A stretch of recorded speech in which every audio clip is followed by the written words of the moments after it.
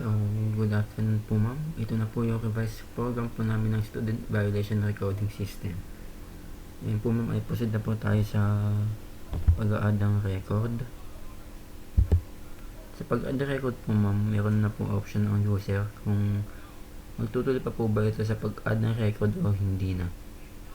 So, proceed po tayo ma'am sa pag-add ng record. Sa pag-i-input po dito sa ID number ng student, may validation po ito. Hindi po tatanggap ng more than 5 na input number. Hindi po ito tumatanggap ng character inputs. Tapos po yung mga special character. Try po natin na validation. Dito.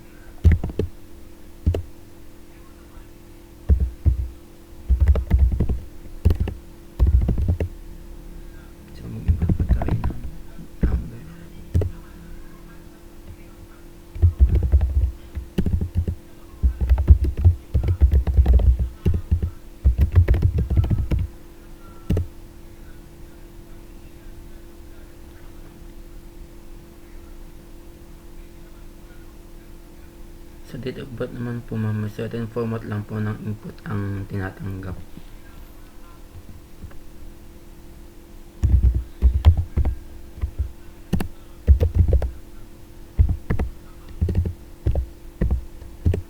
Ayan po, nakalagay po yung format na valid po sa program. So, mag-input po tayo ng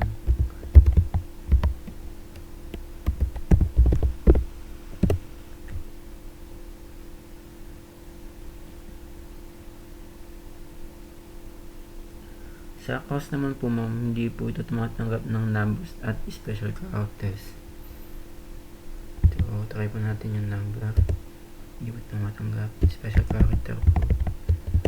Hindi rin. So, input po tayo ng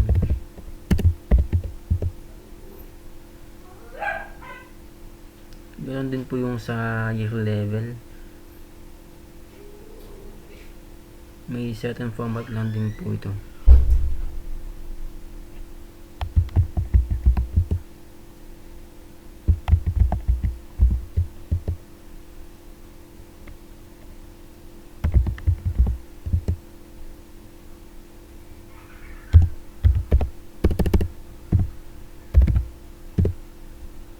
Sa section naman po,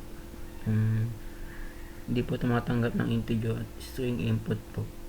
Character input lang po ang tinatanggap nito.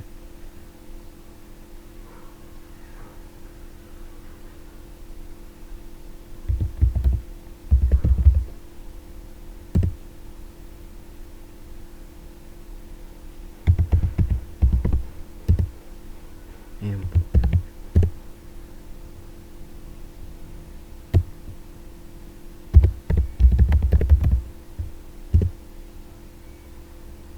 So, ito na po yung recommend nyo po na maging specific po sa date. So, nilagay na po namin yung date of violation.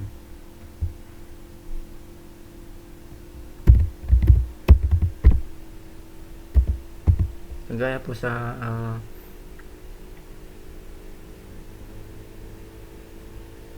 date of birth po, meron din po itong certain format na sinusunod na tinatanggap.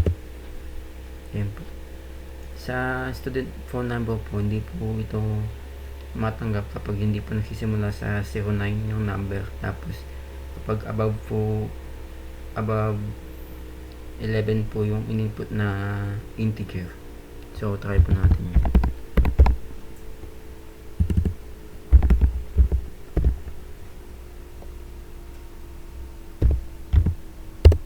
Nag-invalid po siya. So, try naman po natin kapag above 11 po yung input na so mag-invalid din po.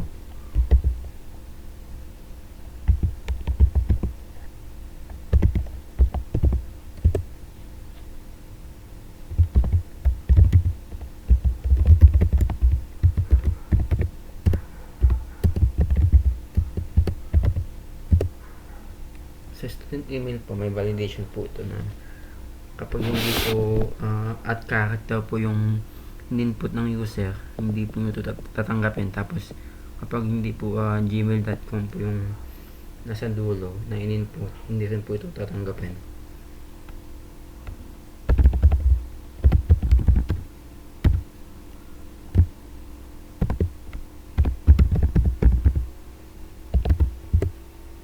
So nag-i-invalid po.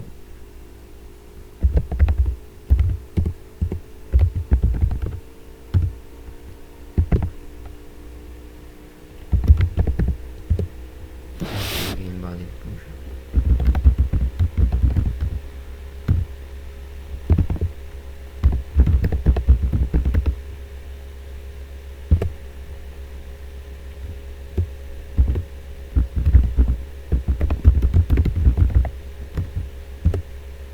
So, sa contact number po ma'am, may validation lang din po siya na kagaya po ng sa student phone number. So,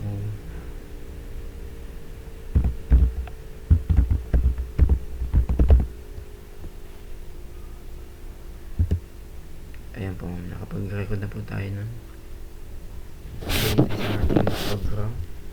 So, ngayon po ay mag-exit po tayo.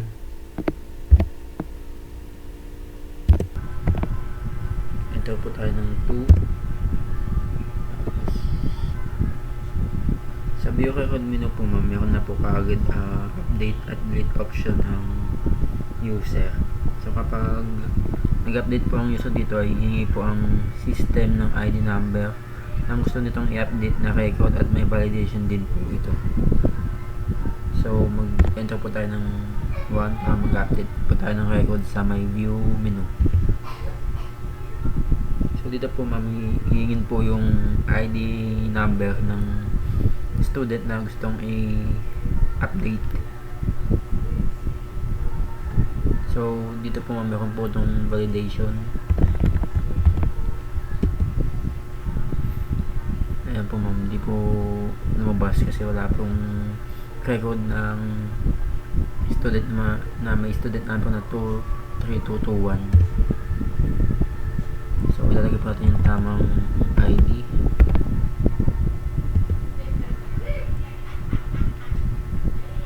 Sa pag-update po, pwede pong i-update ng user yung full record ng student na gusto na po niya i-update, o di naman po kaya may specific lang po ito na kung may specific lang po ito na gustong i-update sa record ay pwede rin po.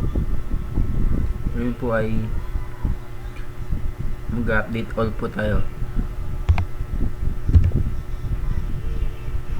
Sa update all option po ay pwede pa mag-skip ang user kapag ayaw po nito i-update ang data ng record na kanyang ini-update.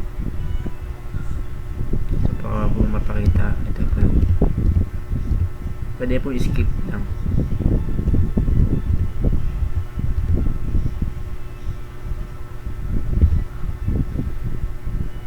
So update another record po tayo.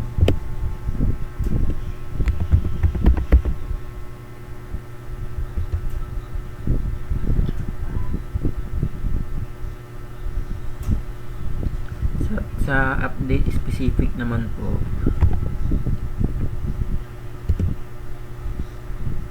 may option po ang user kung ano lamang po ang data na gusto po nitong i-update sa record.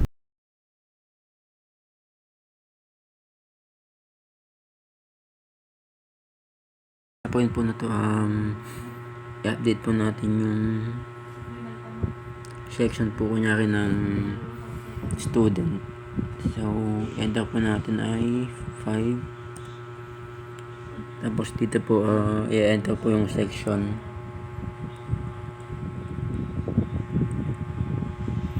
Tapos sa D. So ano nangyari po dyan ma'am, parang kaya po nagdoble yung section kasi po para po i-verify lang po yung input ng user kung ito po ba yung tama na i-input talaga ng user. So yun po ma'am, nag-update po siya ngayon.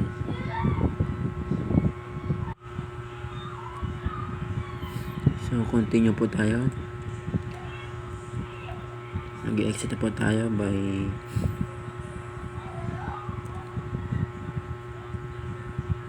ngayon po nakabalik po tayo sa main menu. Proceed naman po tayo sa update record. So sa update record ma'am, ganoon lang din po yung process ng pag-update. Katulad lamang po nung sa my view record. So input po natin yung ID ng student. Ngayon po, mayroon na pong ganoon lang din po sa kanina. So back na lang po natin yan. So proceed naman po tayo sa delete record. Sa akin na po muna sa search record po. Yan po, sa may search record menu po ma'am, hinihingi po dito yung keyword, yung data po na in-input. Kahit anong data po na in-input sa record ng isang student. For example ma'am, yung section po niya. Yan po, lalabas na po kaagad yung information po ng student. So dito din po ma'am, pwede na rin pong mag-update, mag-delete ng record. So back, may menu na po tayo. Yan po, meron din pong option yung user kung may gusto pa po itong hanapin o wala na. O alam po tayong hanapin pa dahil isa lamang po yung record po natin sa ngayon. So back na po tayo sa main menu. So ngayon po ma'am, yung sa delete record po tayo. Dito po hihingin po yung ID number lang din po ng student na i-delete yung record. So ito po, pakita po natin. Ayan po, meron pong confirmation kung i-delete po ba yung record na na-select o hindi po. So hindi po natin i-delete para makita. And delete cancel po. Tapos meron din po siyang option kung gusto pa po bang mag-delete o hindi na ng user ng record ng isang student. So no po tayo. Yan po ma'am, nakabalik na po tayo sa main menu. So balik po tayo sa delete record. Yan po ma'am, i-delete na po natin yung record po natin. So enter po natin yung yes. Doon po ma'am, pagka confirm ng user, malidelete na po kaagad yung data po ng student o yung information po ng student. So meron po ulit yan. Ngayon po ma'am, ayun lamang po ma'am yung revise po ng program namin na student verification violation recording system, na kung saan po ma'am na-apply na po namin yung mga sinadjust po sa amin nung defense po namin. Ayun lamang po ma'am, maraming salamat po.